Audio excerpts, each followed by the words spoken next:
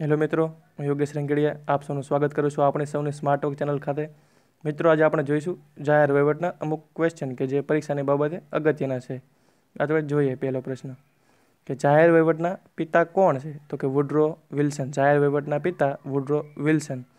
જાહેર વહીવટની સૌપ્રથમ વ્યાખ્યા આપવાનો પ્રયાસ કોણે કરેલો? તો કે હેમિલ્ટન. જાહેર વહીવટની સૌપ્રથમ વ્યાખ્યા આપવાનો પ્રયાસ કોણે કરેલો? તો કે હેમિલ્ટન. જાહેર વહીવટના પિતા કહેતો વુડરો વિલ્સન અને જાહેર વહીવટની સૌપ્રથમ વ્યાખ્યા આપવાનો પ્રયાસ કોણે કરેલો? તો કે હેમિલ્ટને. બરાબર. પછી નીચે જોઈએ કે લ્યુથર ગુલિક કે જેઓ અમેરિકન વહીવટશાસ્ત્રી હતા. અમેરિકન વહીવટશાસ્ત્રી એમને કયો સિદ્ધાંત આપેલો? તો કે પોસ્ડ કોર્બનો સિદ્ધાંત આપેલો. બરાબર. આ પ્રશ્ન પૂછાઈ ગયેલો મિત્રો. આપણે જોઈએ નેક્સ્ટ કે લોકોના માટે કરવામાં આવતી સેવા એ વહીવટનું વાસ્તવિક હૃદય છે. આવું કોને કહ્યું હતું? કે લોકોના માટે કરવામાં આવતી સેવા એ વહીવટનું વાસ્તવિક હૃદય છે. આવું કીધું હતું વહીવટશાસ્ત્રી નિગ્રોએ કીધું હતું. બરાબર. કે લોકો માટે આપણે જે સેવા કરવી એને શું કહેવાય? તો કે વહીવટનું વાસ્તવિક હૃદય છે. પછી જોઈએ નેક્સ્ટ તો કે પ્રથમ પગાર પંચના અધ્યક્ષ કોણ હતા? તો કે શ્રીનિવાસ વરદાચાર્ય. એમનો સમયગાળો તો કે 46 થી 47. એટલે પ્રથમ પગાર પંચનો સમયગાળો શું? તો 1946 થી 1947. પછી હાલના પગાર પંચના અધ્યક્ષ કેટલામાં છે? તો કે 7માં. બરાબર. કોણ છે? તો કે અશોક કુમાર માથુર, જેઓ 2016થી છે. બરાબર. પછી ભારતમાં જાહેર વહીવટના પ્રથમ પ્રોફેસર કોણ હતા? તો કે ભારતમાં જાહેર વહીવટના પ્રથમ પ્રોફેસર એપી શર્મા હતા. બરાબર. પછી જોઈએ નેક્સ્ટ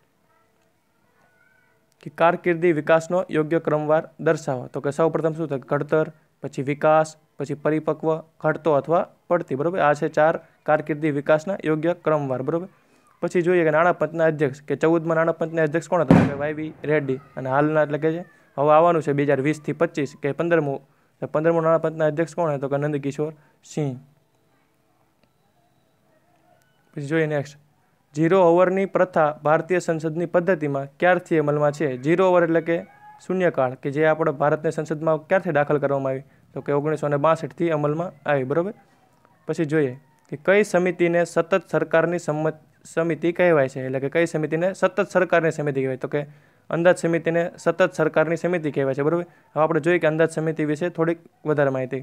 તો કે સંસદની સૌથી મોટી સમિતિ છે, માત્ર લોકસભાના સભ્યો જેમાં ભાગ લે છે. બરાબર. સંસદની મોટી સમિતિ છે, માત્ર લોકસભાના સભ્યો ભાગ લે છે. એ સભ્ય સંખ્યા કેટલી? તો કે સભ્ય સંખ્યા એની 30 હશે. પછી આ સમિતિને ત્રીજા ગૃહનો દરજ્જો આપ્યો. બરાબર. આપણે સંસદમાં 2 ગૃહ છે, લોકસભા, રાજ્યસભા, તો આ સમિતિને ત્રીજા ગૃહ તરીકે ઓળખવામાં આવે છે. બરાબર. ક્વેશ્ચન પૂછાય કે સંસદની કઈ સમિતિને ત્રીજા ગૃહનો દરજ્જો મળેલો છે? તો કે અંદાજ સમિતિ. આ સમિતિની મુદત કેટલા વર્ષની હોય? તો કે સમિતિની મુદત 1 વર્ષની હોય છે. બરાબર મિત્રો. બંધારણનો કાયદો આ પુસ્તક કોનું છે? એટલે કે આ પુસ્તકનું નામ છે કે બંધારણનો કાયદો. એ પુસ્તક કોનું છે? તો કે ડાયસી. એટલે કે ડાયસી કોઈ વ્યક્તિ છે, એમનું પુસ્તક છે. બરાબર. તુલનાત્મક જાહેર વહીવટના પિતા કોણ છે? ઓલા શું આવ્યું હતું? જાહેર વહીવટના પિતા. તો જાહેર વહીવટના પિતા વુડરો વિલ્સન હતા. જ્યારે તુલનાત્મક જાહેર વહીવટના પિતા ફેડરિક્સ છે. ફેડરિક્સ. બરાબર. ફેડરિક્સ. વિકાસ વહીવટના પિતા કોણ? બરાબર. આ ત્રણેય કન્ફ્યુઝન પોઈન્ટ છે કે વિકાસ વહીવટના પિતા, પછી તુલનાત્મક જાહેર વહીવટના પિતા અને જાહેર વહીવટના પિતા. તુલનાત્મક વહીવટના પિતા કોણ? તો કે જ્યોર્જ ગ્રાન્ટ. પછી કોફે પાસાનો કાયદો કયા પ્રકારના ગુનાઓ માટે લાગુ પડે છે? તો કે આ પ્રશ્ન પૂછાયેલો દાણચોરી માટે લાગુ પડશે. બરાબર. બંધારણના કયા અનુચ્છેદમાં બંને ગૃહની કોરમની ચર્ચા કરવામાં આવી છે? બરાબર. તો કે 100 નંબરના અનુચ્છેદમાં બંને ગૃહના કોરમની ચર્ચા કરવામાં આવી છે. બરાબર. હજુ સ્ત્રીઓને નાગરિક સમાજમાં જોઈએ એવું સ્થાન મળ્યું નથી. આ વિધાન કોનું છે? તો કે અનુરાધા ચિનોય. બરાબર. તો કે અનુરાધા ચિનોયનું વાક્ય છે કે હજુ સ્ત્રીઓને નાગરિક સમાજમાં જેવું સન્માન જોઈતું એવું મળ્યું નથી. બરાબર. મિત્રો, આપણે ફરીથી જોઈએ કે આપણે જોઈએ પહેલેથી થોડુંક રિવિઝનમાંથી કે જાહેર વહીવટના પિતા કોણ? તો કે જાહેર વહીવટના પિતા કોણ છે? તો કે વુડરો વિલ્સન. જાહેર વહીવટની સૌપ્રથમ વ્યાખ્યા આપવાનો પ્રયાસ કોને કર્યો? તો કે હેમિલ્ટન. તો કે લ્યુથર ગુલિક ક્યાંના હતા? તો કે અમેરિકન વહીવટશાસ્ત્રી હતા. એમને કયો સિદ્ધાંત આપ્યો? તો કે પોસ્ડ કોર્બનો સિદ્ધાંત. આ પરીક્ષામાં પૂછાઈ ગયેલો ક્વેશ્ચન. બરાબર. આપણે નેક્સ્ટ જોઈએ લોકોના માટે કરવામાં આવતી સેવા એ વહીવટનું વાસ્તવિક હૃદય છે. બરાબર. આવું કોને કહ્યું? તો કે વહીવટશાસ્ત્રી નિગ્રોએ. બરાબર. સૌ પ્રથમ પગાર પંચના અધ્યક્ષ કોણ હતા? તો કે શ્રીનિવાસ વરદાચાર્ય. ક્યાં રહે? તો કે 1946 થી 47 સુધી. હાલના પગાર પંચના અધ્યક્ષ કોણ છે? તો કે 7માં છે અશોક કુમાર માથુર, જેઓ 2016થી છે. બરાબર. ભારતમાં જાહેર વહીવટના પ્રથમ પ્રોફેસર કોણ હતા? તો કે ડૉક્ટર એપી શર્મા. તો કે ભારતમાં જાહેર વહીવટના પ્રથમ પ્રોફેસર કોણ હતા? તો કે એપી શર્મા. બરાબર. નેક્સ્ટ જોઈએ કારકિર્દી વિકાસનો યોગ્ય ક્રમવાર જણાવો. એટલે કારકિર્દી વિકાસનો યોગ્ય વાર ક્રમ જણાવો. તો કે સૌથી પહેલાં ઘડતર, પછી વિકાસ, પછી પરિપક્વ અને ઘટતો અથવા પડતી. બરાબર. આ કારકિર્દી વિકાસનો યોગ્ય ક્રમવાર છે. 14મા નાણાં પંચના અધ્યક્ષ કોણ હતા? તો કે વાયવી રેડ્ડી, એટલે જે હાલમાં ચાલી રહ્યું છે, બરોબર. અને 15મા નાણાં પંચના અધ્યક્ષ જે 2020થી 25 સુધી આવશે એના અધ્યક્ષ છે નંદકિશોર સિંહ.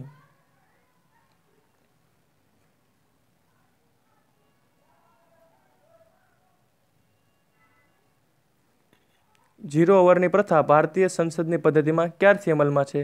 તો કે 0 ઓવરની પ્રથા છે તે 1962થી અમલમાં છે. કઈ સમિતિને સતત સરકારની સમિતિ કહે છે?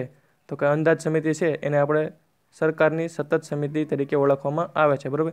અંદાજ સમિતિની થોડીક માહિતી. સૌથી મોટી સમિતિ છે, માત્ર લોકસભાના સભ્યો ભાગ લે છે, સભ્ય સંખ્યા 30 છે, આ સમિતિને ત્રીજા ગૃહનો દરજ્જો આપવામાં આવેલ છે, આ સમિતિની મુદત 1 વર્ષ છે, બરાબર.